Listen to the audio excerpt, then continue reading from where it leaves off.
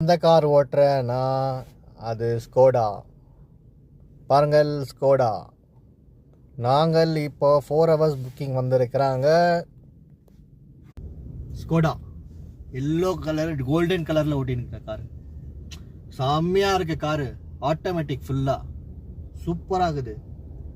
பயங்கரமான மெசேஜஸ் இன்னைக்கு வந்ததுன்னா, எப்போவுமே நான் உங்களுக்கு ஒரு விஷயம் சொல்ல, ஒரு டிஸ்டன்ஸ் மெயின்டைன் பண்ணி ஒரு வண்டியை ஓட்டினா அப்போ தான் எந்த பயமும் வராது. எப்போவுமே இந்த கார் ஓட்டிட்டு வந்தோம்னா, வீட்டுக்கு போன வந்தோம்னா லைட்டாக பயம் ஒன்று வரும். அந்த பயம் வந்து வரக்கூடாதுன்னா என்ன பண்ணணும்னா, நெக்ஸ்ட் வேற ஏதாவது பண்ணணும் பண்ணிகிட்டே இருக்கணும். ஸோ தான் நான் சொல்கிறேன். நான் யாரோ கால் பண்ணுறாங்க போல இருக்குது. இந்த நேரத்தில் தான் வீடியோ எடுக்கும் போது தான் கால் பண்ணுவாங்க. வீடியோ எடுக்கும் போது தான் எல்லாம் வரும் டிஸ்டர்பன்ஸு. ஸோ அதான் சொல்கிறேன் நான், ஒரு டிஸ்டன்ஸ் மெயின்டைன் பண்ணி ஓட்டினாக்கா ஒன்றும் பிரச்சனை இருக்காது, பயமும் இருக்காது. முன்னாடி எப்போவுமே ஒரு 10 meters கேப் இருக்கணும். பின்னாடி கவலைப்படாதீங்க, பின்னாடி வேறு எதுவும் இல்லை. வெயில் கொஞ்சம் அதிகமாகுது இங்கே, ஒரே அனலாக இருக்குது. கட்டிங் அடிக்குது. புதுசாக ஷேவிங் பண்ண பாருங்க சப்ஸ்கிரைபர்ஸ்.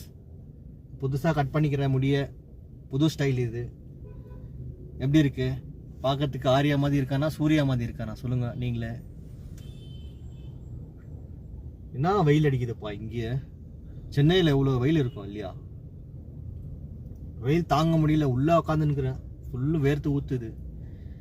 இப்போ இதில் ஒன்று கற்றுக்க முடியும் என்னன்னா,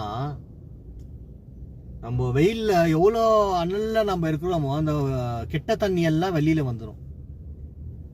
அதுக்கப்புறமா வெளியில் போய் என்னன்னா நம்ம ஃபுல் ஒயிட்டாக இருக்கும், வெள்ளையாக இருக்கும். இந்த ஒயின்லாம் இருக்குது தெரியுங்களா? ஒயின், பியோர் ஒயின் குடிச்சோன்னாக்கா நல்லா பிளட் சர்க்குலேஷன், கலர் நல்லா கீழே வந்து ரொம்ப இம்ப்ரூவ்மெண்ட் ஆகும்.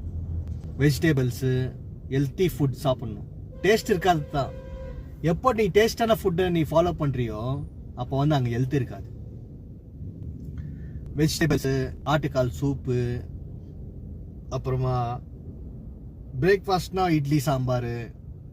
சிம்பிளாக இருக்கணும், ஹெல்த்தியாக இருக்கணும், ஜாலியாக இருக்கணும். லைஃப் எப்பவுமே சோகமான லைஃப் வந்து எப்பவுமே இருக்காது. நான் கடவுள்கிட்ட அதை தான் வேண்டிக்கிறது. எப்படின்னா, கடவுளே எனக்கு கொடுத்த நல்ல வாழ்க்கை வந்து எல்லாருக்கும் கொடு, நான் சந்தோஷமாக இருக்கிறேன், நீங்களும் சந்தோஷமாக இருக்கணும்னு சொல்லிட்டு தான் கடவுள்கிட்ட டெய்லியும் வேண்டுவேன். நீங்களும் நல்லா இருக்கணும், நானும் நல்லா இருக்கணும், யாருக்கும் தொந்தரவு கொடுக்கக்கூடாது. உன்னால் முடிஞ்சா ஹெல்ப் பண்ணு, இல்லை தொந்தரவு கொடுக்காது, அவ்வளோதான். Okay bye. இதுதான் மெசேஜ் இன்னைக்கு.